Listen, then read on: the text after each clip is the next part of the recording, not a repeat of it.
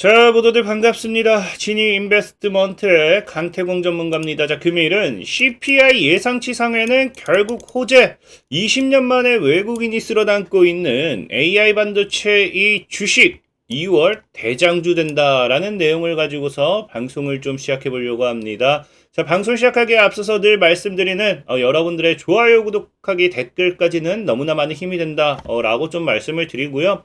자, 지금 뭐 CPI 예상치 상회하면서 사실 증시가 굉장히 뉴욕 증시도 이제 가파르게 하락을 했고요.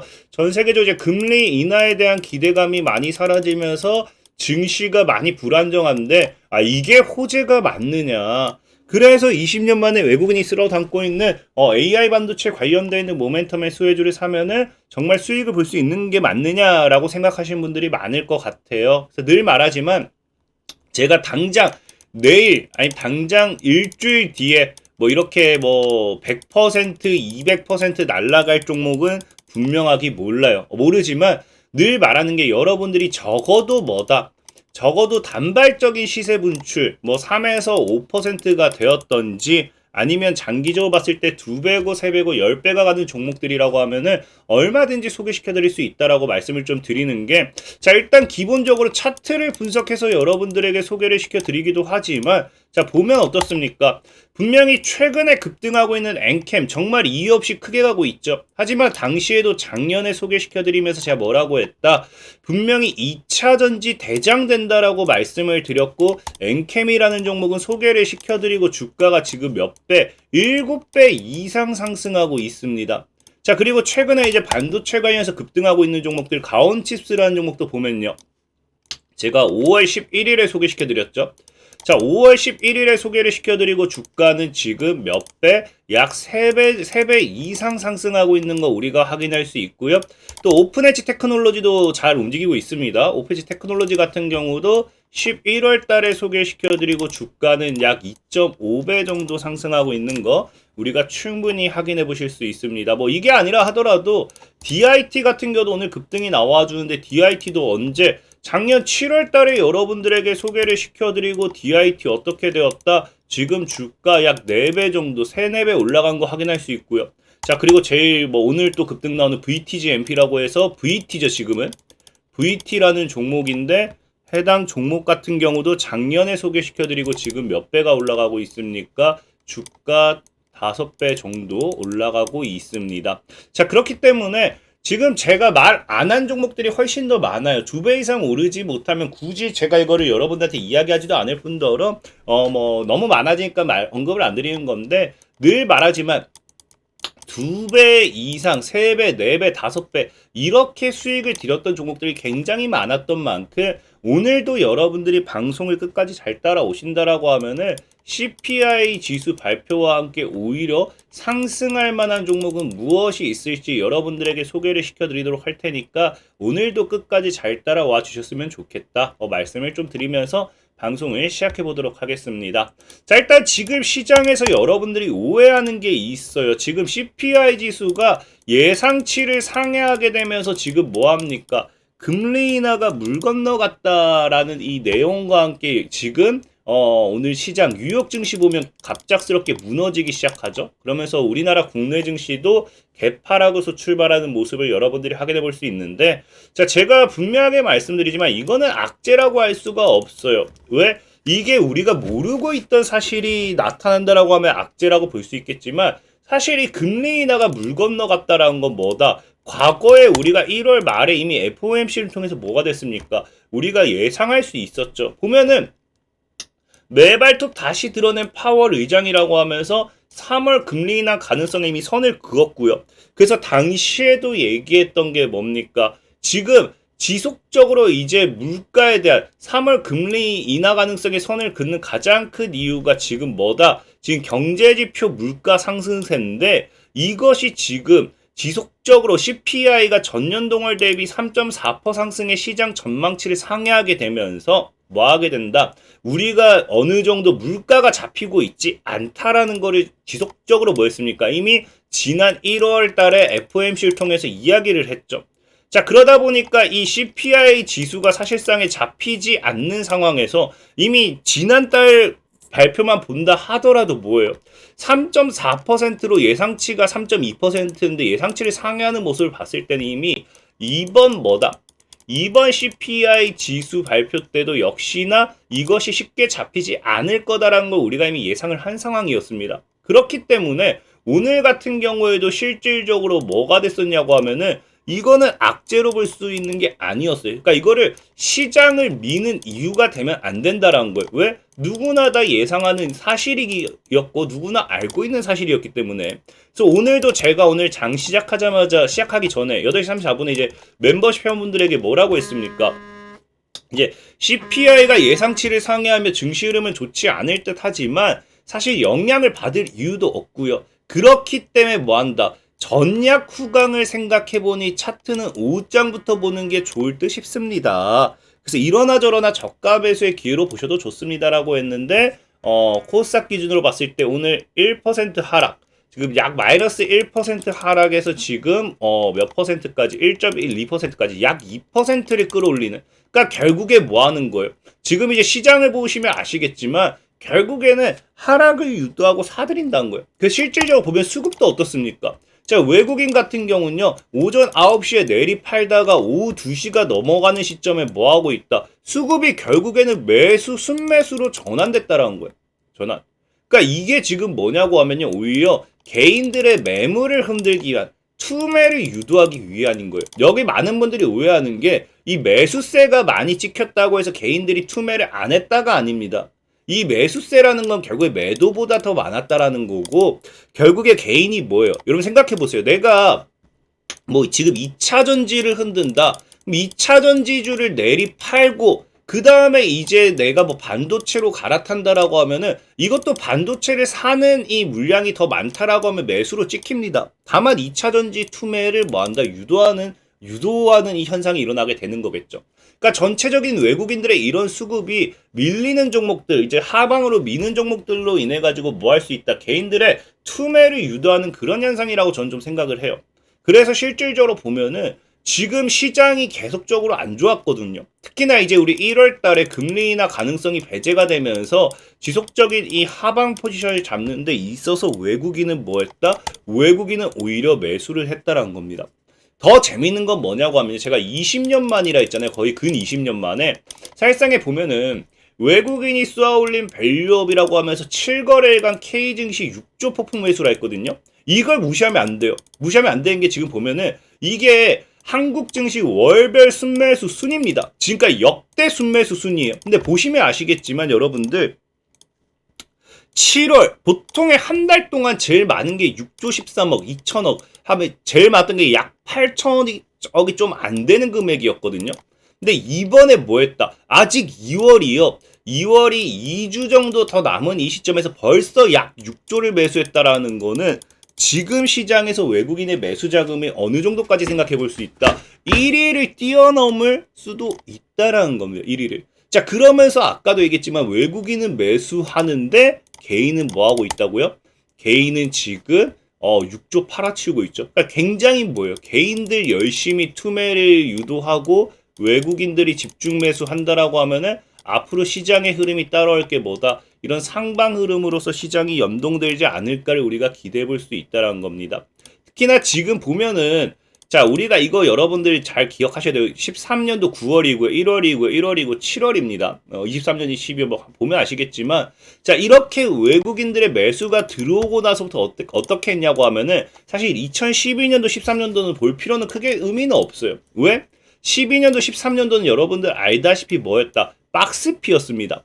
자, 그럼에도 1월 달에 외국인 매수세가 들어오고 나서 주가는 뭐예요? 증시는 강한 상승을 좀 연동했고요.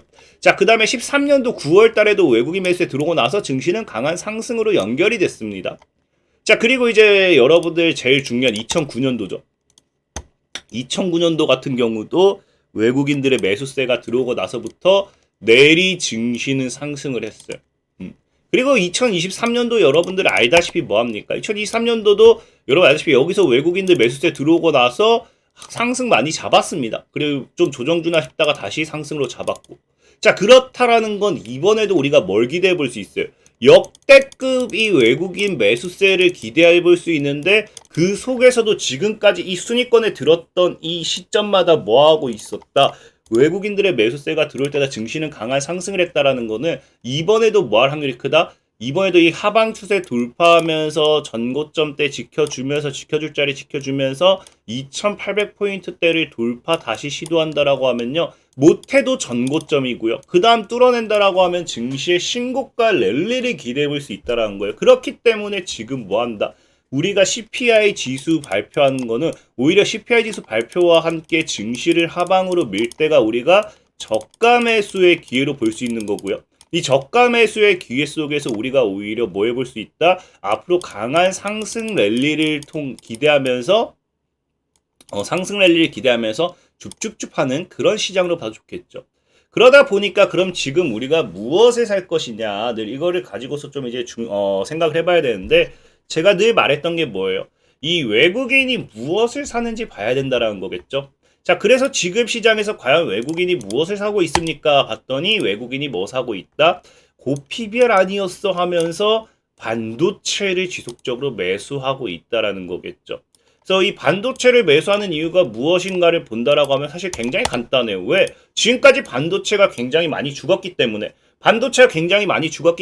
반도체 업황에 대한 이 상방으로서 살아나는 그런 기대감 뿐이라는 거예요.